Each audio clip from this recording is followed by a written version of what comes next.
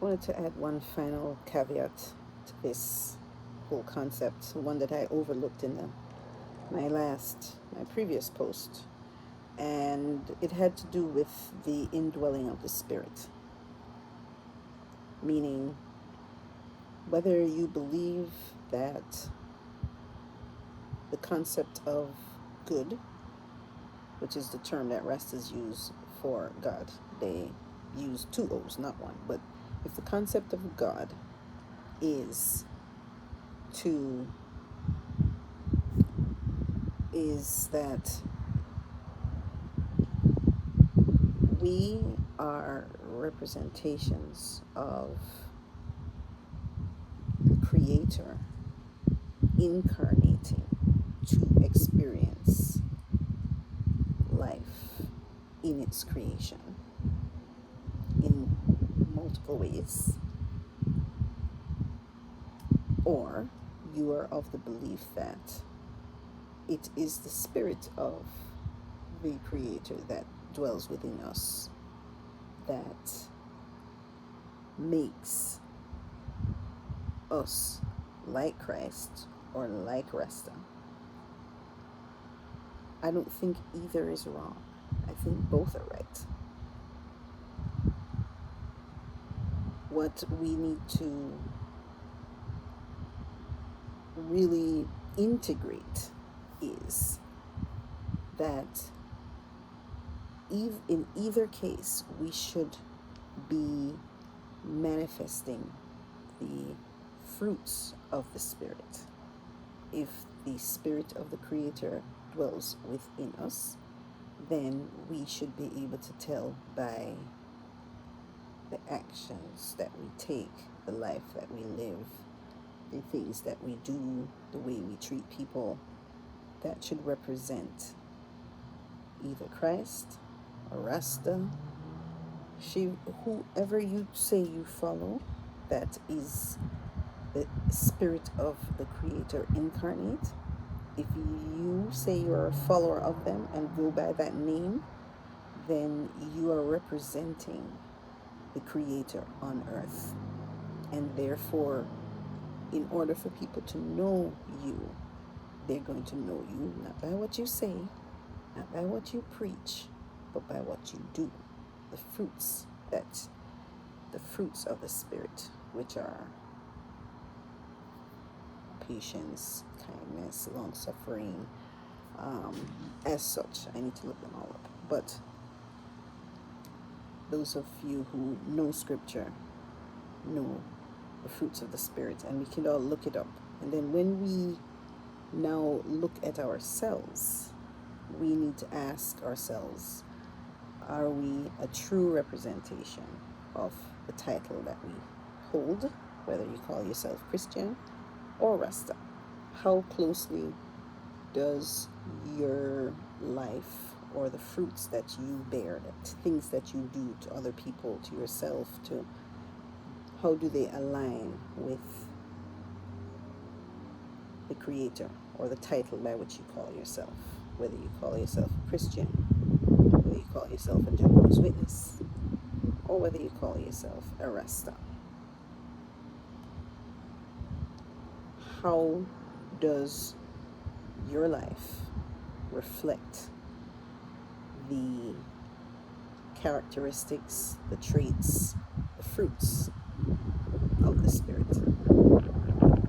That is how we can identify Christ's return and whether Christ is living in us, living in our brothers or sisters, aunts and uncles, mothers and fathers, neighbors, preachers, leaders, presidents, prime ministers, ministers of justice, judges, lawyers, police, can go on and on.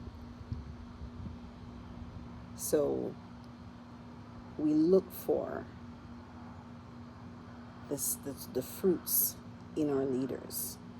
Do they align with the leadership of His Majesty, the leadership of King Solomon, or does it align with colonialists' behaviors that exploit people, deprive people of their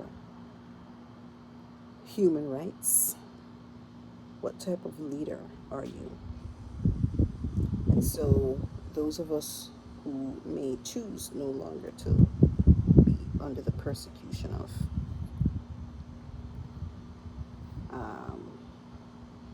leaders who exploit and abuse women, children, the least among us, we can know for sure that they are not of our Father.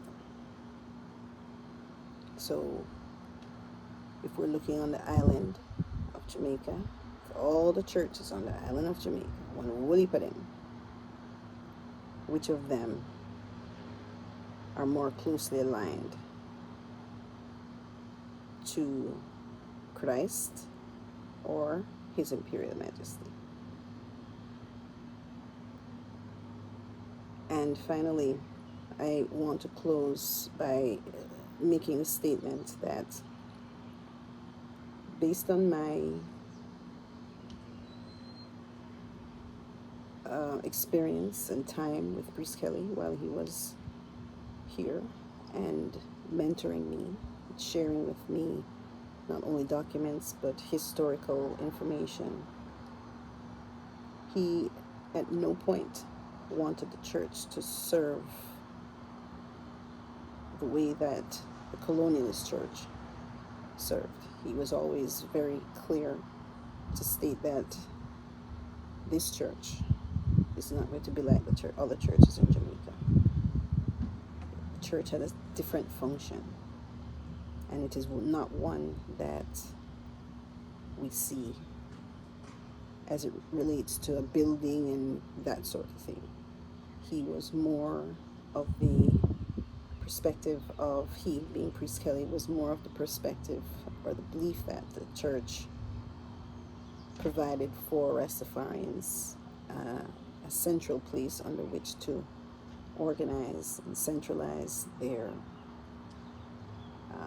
economic activity, especially their economic activity, so that they could exercise their freedoms without the influence and under the persecution of the local government. And so, in closing, I would like to ensure that the mansions and other Rastafarians, whether in Jamaica or abroad, are aware that